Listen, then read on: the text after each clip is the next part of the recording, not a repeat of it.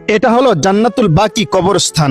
এই কবরস্থান দেখার সৌভাগ্য সবার হয় না, কারণ এই কবরস্থানে শুয়ে আছেন আমাদের প্রিয় নবীর শত শত সাহাবাই কেরামগণ, যারা পরম শান্তিতে জান্নাতে বসবাস করতেছেন।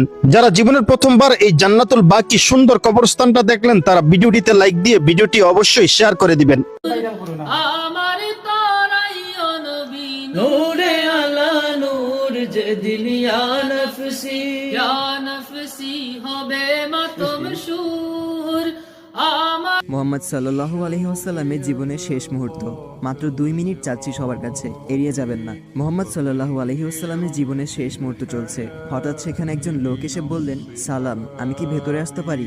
ফাতেমা রাদিয়াল্লাহু তাআলা বললেন, মদিনা শরীফের মাটি আমার চোখে মুখে বুকে মাখিও,